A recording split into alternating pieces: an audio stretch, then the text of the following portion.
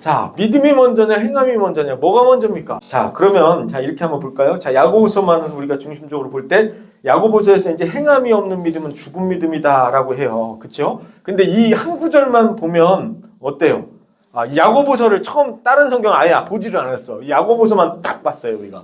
행함 딱 보니까, 행함이 없는 믿음은 죽은 믿음이다. 딱 이제 이 말씀이 들어왔어요. 행함을 지금 강조하고 있는 것처럼 느껴져. 그래요. 그러면 행함을 해야 된다라고 느껴지니까 어떤 오해들이 생길까요? 안 생길까요? 다른 성경을 볼 때. 생기죠. 예를 들어서 이제, 마틴 루터 같은 경우는 야고보서를 갖다가 이제 지푸라기 같은, 서신이다. 지푸라기도 못한 그런 책이다라고 이렇게 했어요. 왜냐하면 이제 그때 당시만 해도 오직 의인은 믿음으로 말미암아 살리라 이렇게 이제 믿음을 강조할 때인데 갑자기 야고보서에는 행함을 강조하니까 이제 조금 이제 충돌하는 것을 이제 보게 됩니다. 그러다 보니까 우리가 이제 로마서나 갈라디아서나 바울 서신을 보면 오직 믿음으로 의롭게 된다. 믿음을 계속해서 강조하고 있는 것을 보게 되잖아요. 그럼 이제 바울이 말하는 것과 야고보가 말하는 것이 충돌을 할까요, 안 할까요? 충돌을 해요. 그렇죠? 그러니까 헷갈릴 수가 있다라는 거죠. 그러니까 누가 맞는 거예요, 그러면? 둘 다 맞는 거예요. 그렇죠? 야고보가 진정한 믿음은 뭐예요? 이제 행함이 있어야 된다고 이제 얘기를 하는 거죠. 그러니까 그런 거예요. 쉽게 말해서 세상 사람들이 볼 때 사람들이 우리가 이제 열심히 신앙생활을 하는데 우리가 이제 예수님 믿고 우리가 예수님 안에서 예수님 사랑 안에서 거한다는 거를 어떻게 세상 사람들은 알 수 있을까? 그렇죠? 입으로만 하는다고 알 수 있는 게 아니에요. 그렇죠? 야, 예수님이 너 사랑한대.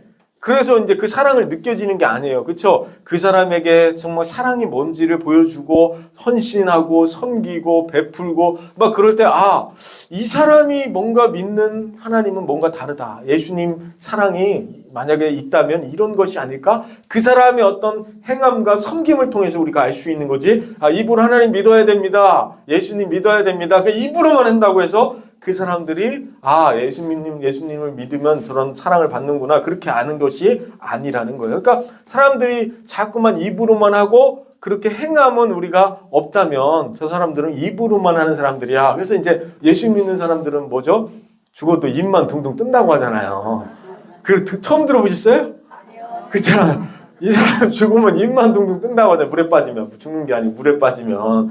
그 정도로 우리가 예수 믿는 사람들이 말을 또 잘한다는 얘기를, 말만 잘한다는 얘기를 그렇게 돌려서 하는 것이죠. 그러니까 이제 우리가 믿는 그 믿음이 가치 있고, 우리가 믿는 믿음이 더 존귀해지려면 뭐가 있어야 된다? 행함이 뒷받침되어야 한다라는 것을 이야기를 하는 것입니다. 그래서 이제 야고보가 행함이 없는 믿음은 죽은 믿음이다라고 하는 것은 믿음을 부인하기 위한 것이 아니고 그 믿음을 더 가치 있게 만들어주기 위해서라는 거예요. 그렇죠? 그래서 이제 그때 당시 성도들이 환난과 핍박과 어려움을 이제 겪고 힘든 상황을 이제 보게 되는데 오늘 야고보서의 말씀을 이제 나누면서 우리가 진정한 믿음이 무엇인지 함께 나눠보도록 하겠습니다. 그러니까 야고보서가 행함을 이제 강조할 때 사람들이 볼 때 이제 분명히 우리가 어떤 입으로만 하는 신앙이 아니고 어떻게 된다는 거예요? 분명히 우리 삶의 행실로 나타내야 된다는 것을 이야기를 하고 있다라는 거예요. 왜냐하면 입으로만 우리가 하나님 믿는다고 하면 세상 사람들이 우리 기독교를 뭐라 그러죠? 세상 사람들이 왜 개독교라는 이야기를 많이 했어요. 굉장히 많이 했어요. 우리가 뭐 멍멍이도 아니고 왜 우리한테 개독교라고 하는지 모르겠는데 손가락질해요. 그 이유가 뭘까요? 우리 모두가 다 잘못한 건 아니에요. 그러니까 잘하는 분들도 있는데 간혹 가다가 이제 한두 사람 그 소수의 사람들이 잘못했던 그런 모습들로 인해서 다 같이 이렇게 욕을 먹는 거죠. 다 같이 이렇게 멍멍이다라고 이렇게 욕을 또 먹기도 하는 거죠. 그러니까 우리가 이제 야고보서에서 이제 강조하는 건 뭐냐면 너희들이 예수님 믿는다면 좀 잘 좀 믿으라는 거예요. 예수님의 믿음이 좀 가치 없는 것이 되지 않도록 잘 좀 믿으라는 것을 이제 강조하고 있다는 것을 보게 됩니다.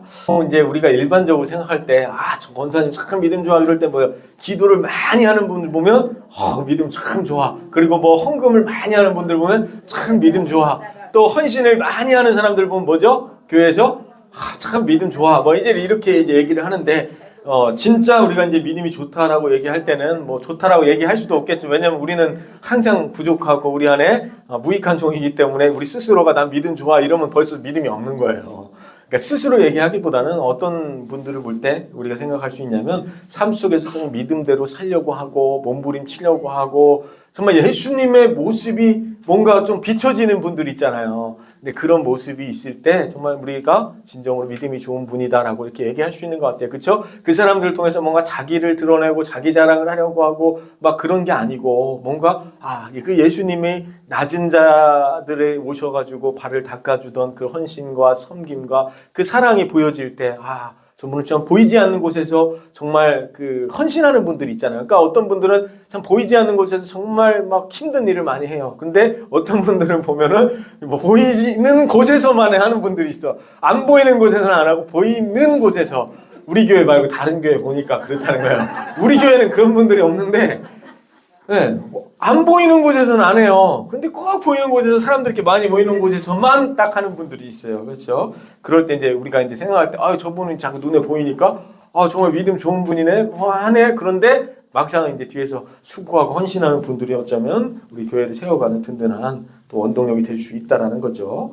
그렇죠. 이제 우리가 그냥 우리끼리 모여서 같이 하나님 예배하고 우리 한밭제 교회 안에서 열심히 공동체 모여서 신앙생활 하고 너무 좋잖아요. 그렇죠? 교제하고 하나님 찬양하면서 너무 좋은데 왜 하나님은 흩어지게 자꾸만 할까? 이제 뭐 궁극적인 목적으로는 이제 하나님께서 복음을 들고 흩어질 수 있도록 이제 끼리끼리 이제 살지 않도록. 그러니까 우리 기독교인의 본질은 자꾸만 이제 뭉치는 것도 이제 필요하지만 자꾸만 뭐 해야 되는 거예요?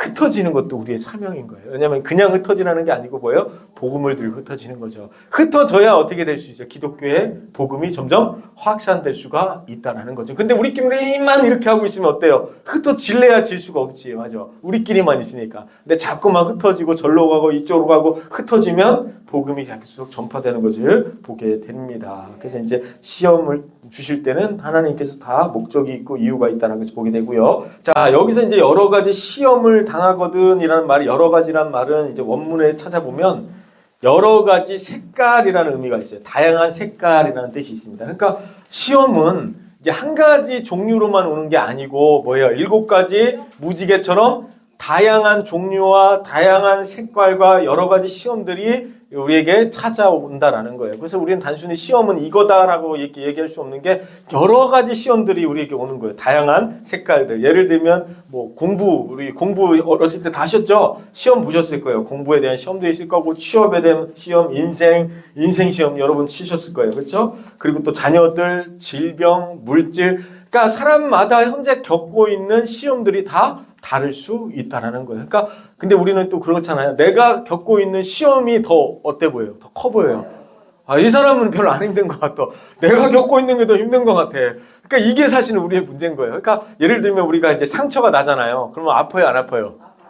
아파요. 그러다 보니까 나 아픈 것만 생각하는 거예요. 저 사람도 상처가 있는데 저 사람 상처는 안 보여. 내가 아프니까. 내가 상처 나갖고 지금 피가 나는데 언제 저 사람의 상처까지 내가 보고 있냐고. 그러니까 자꾸만 내 상처만 이렇게 쳐다보고 있다 보니까 나만 정말 힘들구나. 나만 정말 어렵구나. 이렇게 생각하시는 분들이 있을 수 있어요.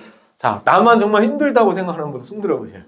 아무도 없어요. 그쵸? 다 힘들어요. 안 힘든 사람 손 들어보셔. 나는 힘든 게 하나도 없다. 다 힘들어요. 말을 안 해서 그렇지, 웃고 있어서 그렇지, 다 있어요. 힘든 게. 그래서 이제 강도의 차이는 있을 수 있지만, 다 힘든 게 있고, 어려움이 있고, 다 그런 거예요. 근데 이제 그것들을 이제 어떻게 우리가, 이겨내느냐, 그게 이제 중요한 것 같습니다. 그리고 이제 2절 말씀에 보면 여러 가지 시험을 만나거든 이라는 단어가 떨어진다라는 의미가 있거든요. 떨어진다. 그러니까 시험은 어때요? 갑자기 이제 예를 들어서 새가 막 날아가요. 똥이 딱 떨어져요. 똥이 딱 맞아서 새똥에 맞아버렸어요. 내가 예측을 한 거예요? 못 한 거예요? 만약에 새똥이 거기 떨어진다는 거 알았으면 안 갔지. 피했지. 그렇죠. 우산으로 막는다든지 뭔가 대비를 했을 거란 말이에요. 근데 이제 시험의 성격은 뭐냐면 우리가 대비할 수 있는 게 아니고 예측할 수 있는 게 아니고 그냥 어느 순간에 뭐예요? 갑자기 떨어져 버리는 거예요. 그러니까 이제 어때요? 시험을 처음 이제 당하게 되면 어려울 수 있죠. 왜냐하면 예측하지 못한 일이 자꾸만 생기니까.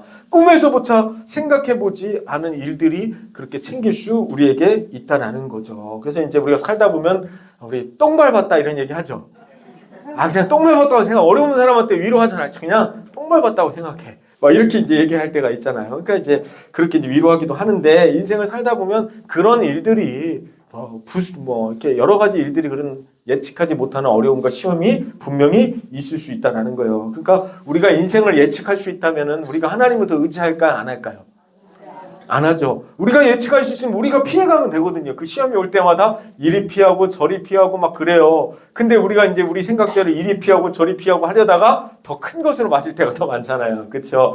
그래서 우리는 하나님의 은혜가 필요한 것이고 우리가 날마다 하나님의 은혜 가운데 그냥 시험이 뚝 떨어지면 어때요? 그것을 그냥 통과해 내면 되는 거예요. 그렇죠? 똥을 맞았다? 그냥 머리 감으면 되는 거지. 뭐 그거 어렵게 생각합니까? 그렇죠? 거기에 의미를 두지 말고 그냥 통과하면 되는 겁니다. 그래서 이제 이때 당시 야고보서가 쓰여졌던 그때 당시만 해도 굉장히 좀 어려운 시험들이 많았는데 이때 당시 이제 사람들이 겪고 있는 이제 고난을 그냥 딱 이거다라고 꼬집어서 얘기할 수는 없지만 단정할 수는 없지만 이제 자주 등장하는 단어가 있습니다. 그러니까 야고보서에서 고난을 얘기할 때 이제 여러 가지 시험이 있을 수 있지만 그래도 이렇게 좀 압축해보면은 이제 한 가지 주제가 있는데 그게 뭐냐면 이때 당시만 해도 예수님을 믿는다고 하면은 그 삶의 현장에 제대로 일을 하거나 또 먹고 살기가 쉽지가 않은 그런 상황이었어요. 그러다 보니까 경제적으로 극심한 어려움에 있었고 빈곤할 수밖에 없는 그런 상황에 있었다라는 거죠. 그러니까 우리 신앙생활 한번 생각해 볼 때 먹고 사는 문제와 신앙생활은 연결이 돼 있습니까? 안 돼 있습니까?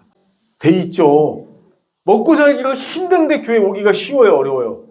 어렵다. 당장 먹고 살기 위해서 오늘도 일해야 되고 이렇게 해야 되는데 당연히 연결이 돼 있단 말이죠. 그러니까 그런 것들 때문에 상당수가 교회 오지 못하는 분도 굉장히 많거든요. 그러니까 이제 부담이 있는 거죠. 어떤 교회를 가면 자꾸 뭔가 헌금도 많이 해야 될 것 같고 뭔가 이런 것도 해야 될 것 같고 또 시간적으로도 이렇게 나가서 내가 헌신할 수도 없고 그러다 보니까 세상 사람들이 교회 오기가 쉽지가 않다라고 이제 우리도 그렇게 생각을 합니다. 그래서 전도를 하다 보면 뭐 일 때문에 먹고 사는 문제 때문에 뭐 그런 것 때문에 못 오는 분들도 분명히 있다는 것을 보게 됩니다. 그러니까 이때 당시도 이제 먹고 사는 문제가 굉장히 있었어요. 그러니까 이제 나만 굶으면 되는 게 아니라 이제 가정이 있고 자녀들을 또 먹여 살려야 되고 막 그러다 보니까 예수님을 믿지